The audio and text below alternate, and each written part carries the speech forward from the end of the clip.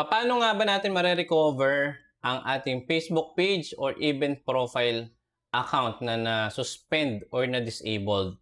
Sa video na to guys, step by step, ituturo ko sa inyo paano nga ba ako nakapag-recover ng aking personal Facebook account.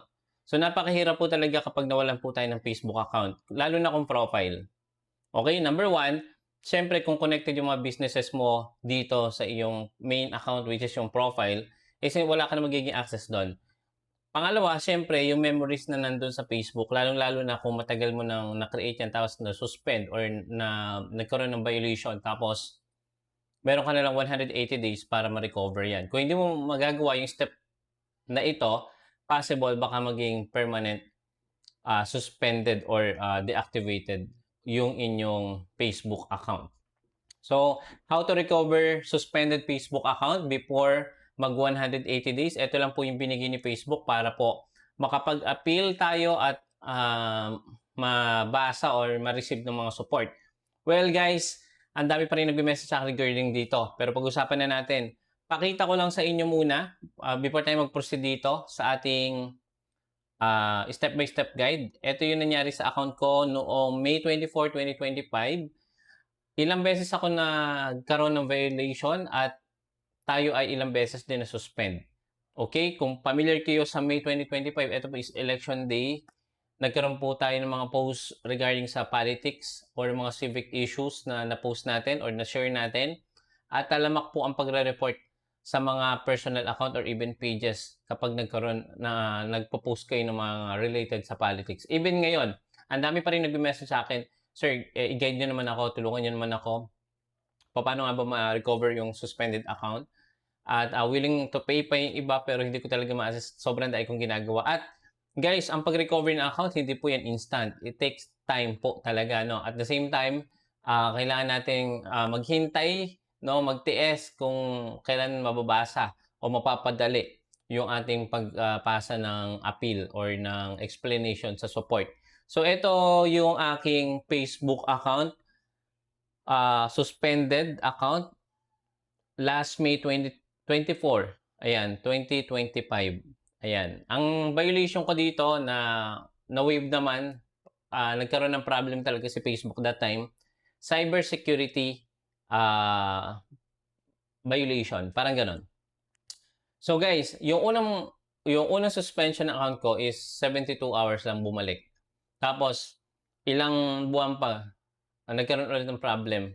Nade-detect ni Facebook yung mga old posts nyo regarding sa mga ganyang civic issue, civic topic na pinopost natin or sinishare natin sa ating Facebook account. I suggest kung mag-share kayo ng mga ganyan, page na lang, wag na lang personal account para mas safe, di ba? If ever ma-suspend yung page lang affected. Pero kapag personal account, pati yung mga pages na nakalink sa personal account nyo, pwede magkaroon ng problem. Okay? So, ang gagawin ko dito guys is ito, meron tayo ditong guide. Step 1, kailangan muna natin malaman kung bakit ba na-suspend. So, saan nga ba tayo pupunta niyan? Punta tayo sa account status o sa support inbox, no? Or kung meron nakalink dyan na active email account, magno-notify yan sa email nyo, parang ganito. Ayan, pakita ko lang sa inyo guys yung aking link na sa Facebook, no? Magno-notify yung both sa mismong application nyo tapos sa email nyo para ma-appeal nyo kaagad. Ayan. Ayan, nakita ko na. Ito guys. Ayan. So, ayan. Na-receive ko tong na to. Ito email sa akin. Ayan, cybersecurity nga yung naging problem. Ayan, kung makikita nyo dito. Ayan, cybersecurity. Ayan, tapos meron ditong appeal button. So, basahin nyo muna before kayo mag-appeal. Intindihin nyo muna bakit ba nagkaroon ng violation yung account nyo. Okay? Ang dami niyan guys. Meron ako dito noong November last year na disable tayo November, noong July at noong June. Ayan, June 24. Hanapin ko. Dami, di ba? Ang daming violation na na-receive ko nung noong year 2025 about dyan sa mga posting natin. Ayan, so nag-send tayo ng appeal form. Don't worry, ilalagay ko tong appeal form dyan sa may comment section para makopy nyo. Ibahin nyo na lang yung mga details para makapag-send din kayo. Mag-follow up kayo via email dito kay Facebook. Ayan, verify your page or your profile. Ayan, nagkaroon din tayo dyan ng problem sa ating tawag dito profile account. Ayan, dami niyan guys. Ayan, nung 29 tapos bumalik na ano na natin, nabuksan na natin siya. So ganito yung makikita niyo yan kapag kayo ay nagkaroon ng violation. Meron dito ang appeal. I-check nyo kapag kayo ay nasuspend. Punta kagad kayo sa email or Yahoo Mail or Gmail na nakalink dyan sa Facebook nyo kasi dito nyo siya i-appeal. Kapag po na-appeal nyo na yan dyan, naklik nyo dyan, okay? Meron kayo guys makikita dito sa may, pakita ko lang sa inyo. Dito sa, ayan, meron tayo dito. Next na gagawin nyo, pag-click nyo nung ating, appeal button sa may ibaba, i-click nyo yan. Yung appeal button na yan, then mare-redirect kayo dito sa record a video of yourself. So, make it sure meron kayong supporting documents. ID, driver's license, PLCs, passport. As long na hindi expired. To make sure you're a real person, we need to record a video selfie. So, kailangan nyo po itong ipasa pag kayo po ay mag-a-appeal. Hindi kayo makakapag-appeal kapag hindi kayo nakapag-send ng video o ng KYC. Okay?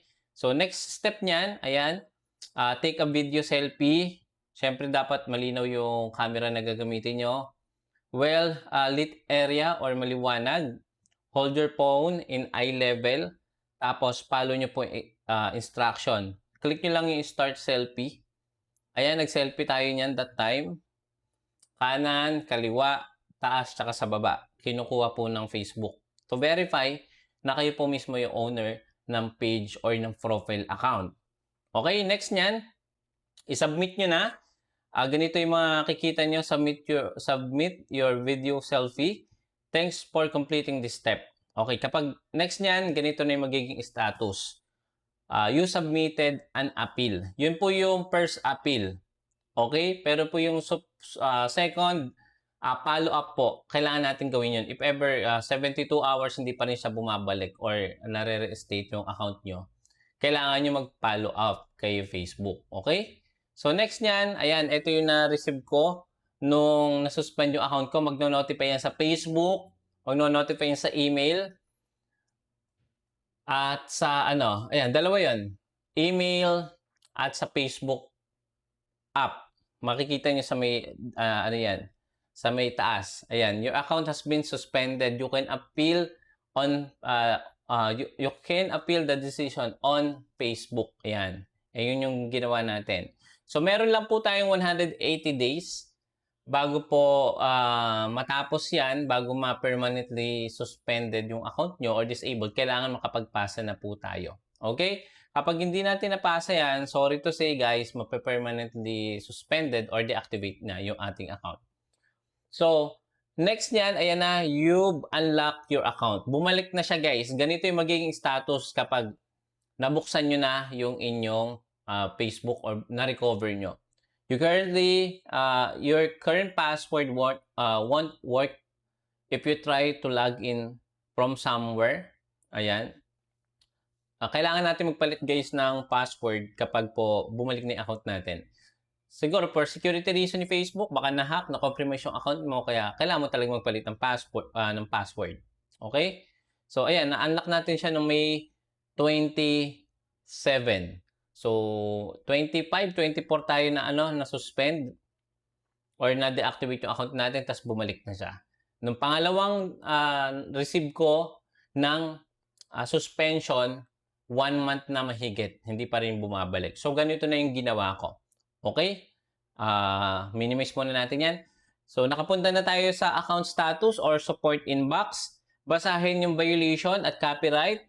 or baka may spam violation tayo or unusual activity. Usually, yung unusual activity, guys, ito po yung pagpo-post nyo sa different Facebook groups ng overuse na masyado. Everyday, marami kayong pinapost sa mga buy and sell, mga ganyan, ng mga products, goods, or services, or even yung video nyo. So, na-detect ni Facebook yan na unusual or suspicious activity. Okay?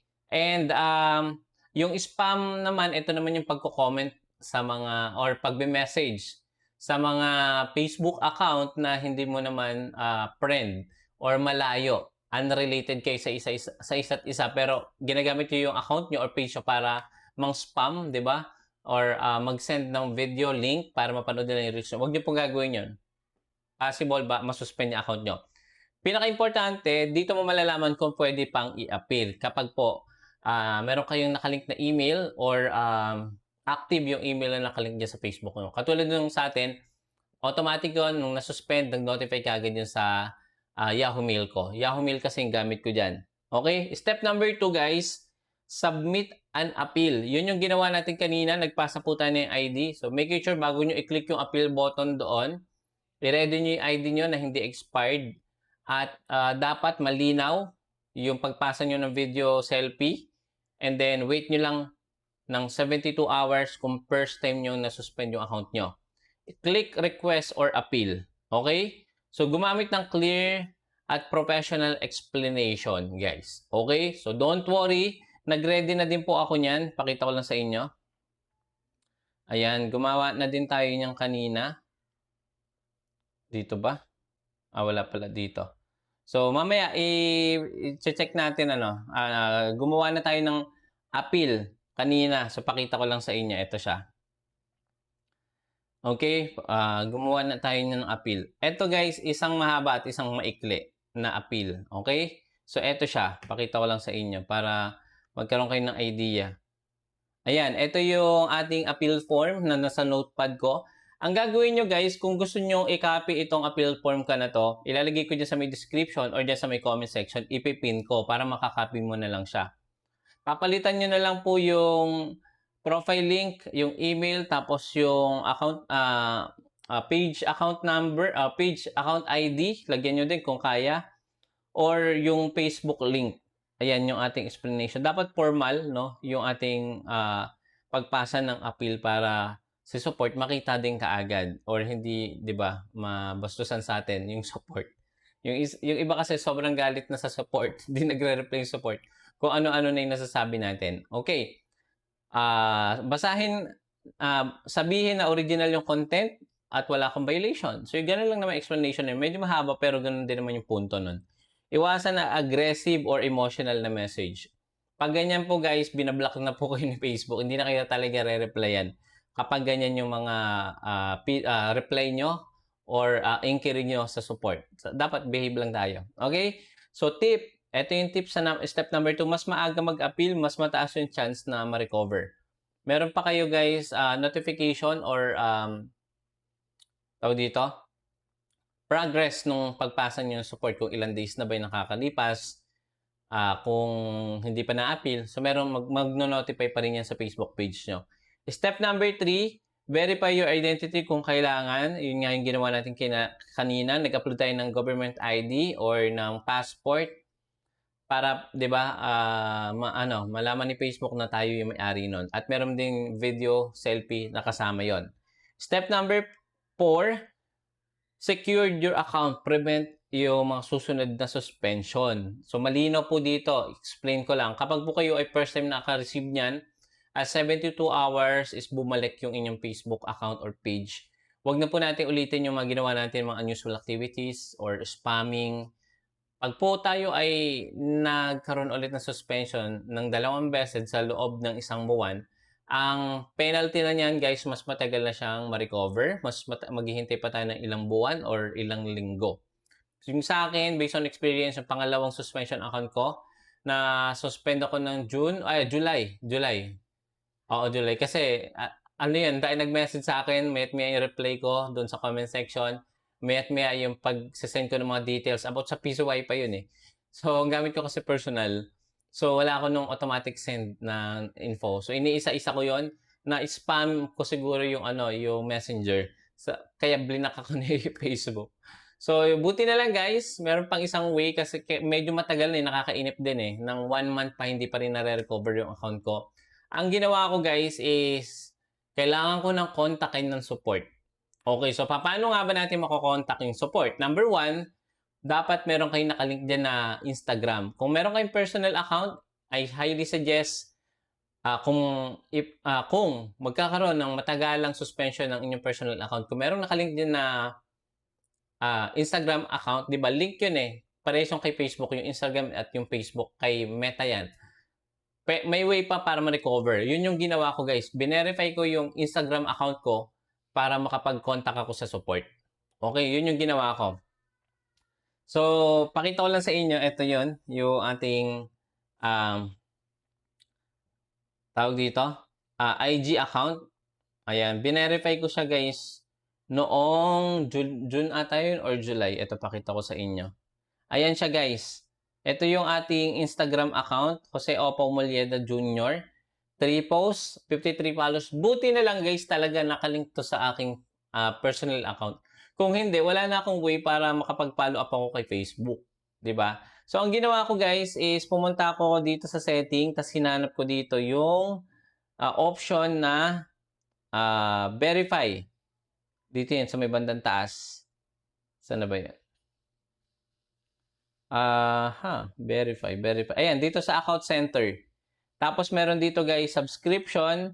And then dito sa may baba, meron dyan yung badge na kulay blue. I-click nyo yan. Tapos mag-verify kayo. Kailangan nyo guys to. Ako, mula nung nasuspend ako ng pangatlong beses, nagbabayad na ako monthly kay Facebook ng 460 pesos. O, monthly yun, dun sa personal account ko. And so far, so good naman siya kasi nga, hindi na ako nagkakaroon ng suspension. Although, na-exit ko pa rin yung pag-post ko ng maramihan at pag-comment ko ng maramihan at pagre-reply ko ng maramihan. Hindi ako nasususpend. Yung isa kong account na same name, ayun yung nasuspend. Hindi ko naman mabuksan. Once po kasi na nag-meta verified kayo, nire-remove ni Facebook yung mga duplicated account. So, dine-deactivate ni Facebook yun.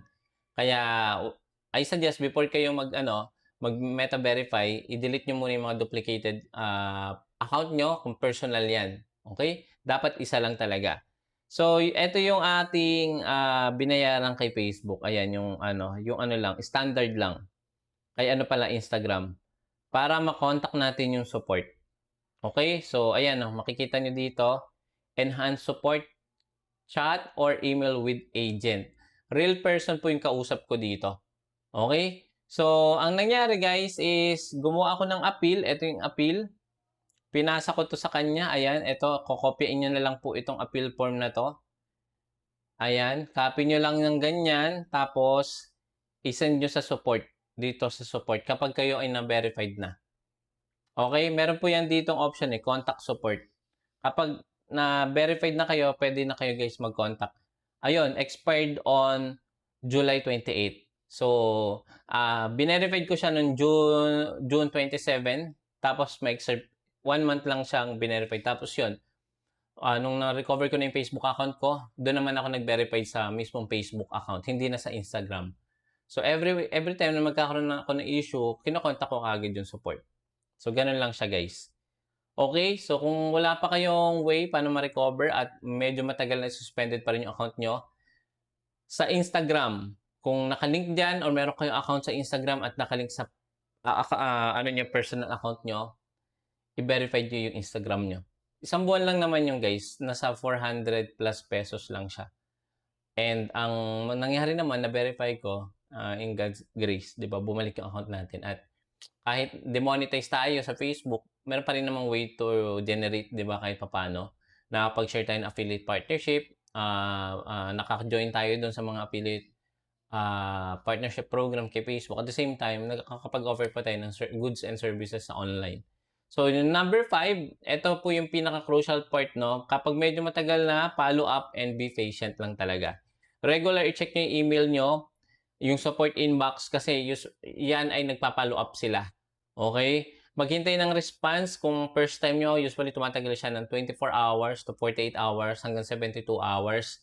Kung walang update, mag-submit or mag-resubmit ng appeal. Huwag kayong may inep.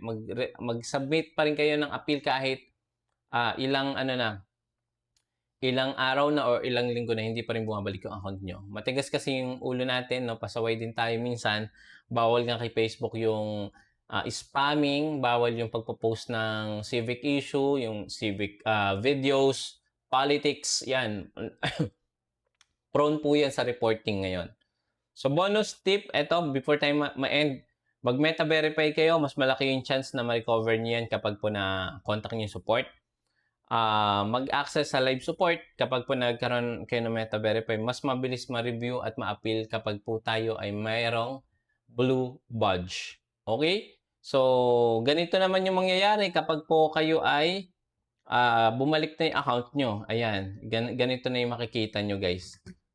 Ayan. Okay. So, your account has been locked. Pero ito yung ating isa. Ayan. Unlock. Yung lock na lock. Tapos ito naman is unlock. Nabuksan na natin yung ating account. Okay? So guys, kung nakatulong ito at meron kayong nakuha kahit konti na tulong or guide para mabuksan yung inyong account or maibalik, please consider subscribing. Mag-comment po kayo dyan. At i-check natin kung paano yung mga pwede nating isend. At don't forget guys, yung appeal form ilalagay ko dyan sa comment section or sa description para makopy at paste nyo na lang siya. Hanggang dito muna tayo. Magkita-kita po ulit tayo sa next video and bye-bye.